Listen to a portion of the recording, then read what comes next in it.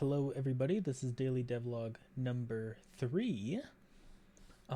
Today, I hardly worked on the website at all. I rounded a button. So now these buttons are rounded, and now when you hover over this, it darkens. I fixed that. But what I really spent most of my time today thinking about was so I saw this tweet about something called a curvelet. And if you're not familiar with what a curvelet is, you might be familiar with the Fourier transform. So the idea is you have some function, like this. And then you have a circle. And then you take this function and you wrap it around the circle. Oh, excuse me. And then you can kind of measure with regards to a sine wave wrapped around the circle, whether or not it is essentially regular. And so there's this integral, and I forget what exactly it is, but it's like e to the negative I theta. You have to from negative infinity to positive infinity. Something, I don't know. Something like that, right? And it's had a lot of success in data compression, using the discrete cosine transform in JPEG. But then we have these things called wavelets, and where instead of measuring against a sine wave, you're measuring against this little tiny bit of a sine wave, and then it's flat. And the beauty about this is that it gives you some locality. So imagine you have a song and it has some audio stuff, and maybe at a certain point, the drums kick in and it's going real fast, and then the melody is up here, and then there's all these frequencies. You want to measure what's happening right here in this period of time. Well, I mean, you can use a windowed Fourier transform, or you can use a wavelet. So it has this concept of a location.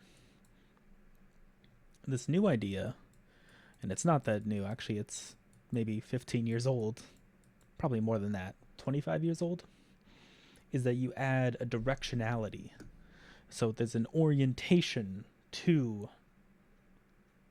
your wavelet. And this has some advantages in that now you can use that to represent edges and discontinuities, particularly in an image.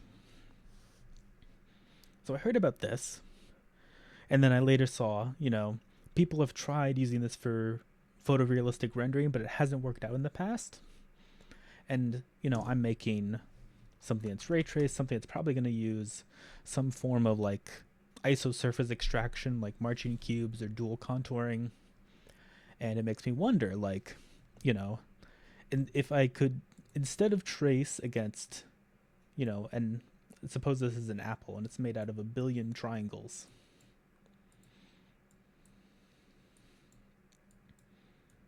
Like that. What if instead you could trace against, you could just upload the coefficients that have been lossily compressed for that mesh somehow, and then trace against that.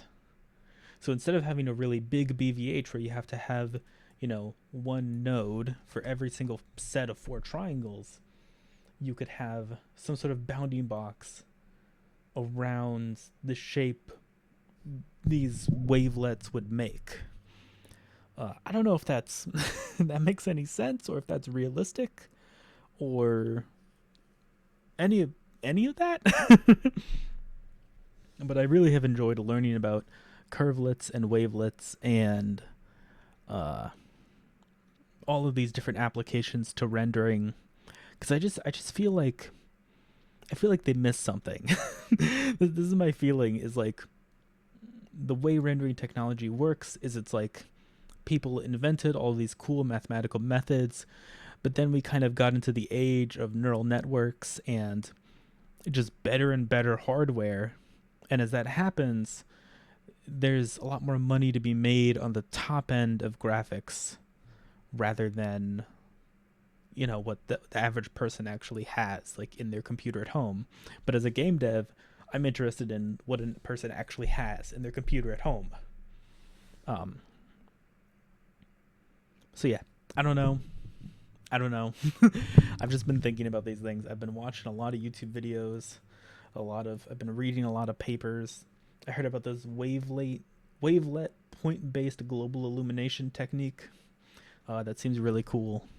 I don't know, but I should probably just be working on the Stripe integration. I am trying to push right now because something keeps on breaking.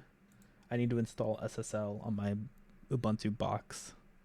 And I did look at setting up my Stripe account, but I'm gonna need to incorporate my business. I'm gonna need an LLC, so that might actually take a little bit longer before I can push anything with Stripe to production. Although I still don't have a way to download an exe, so maybe tomorrow I need to find a way to like upload the game to an S3 bucket and then have this project pull from that.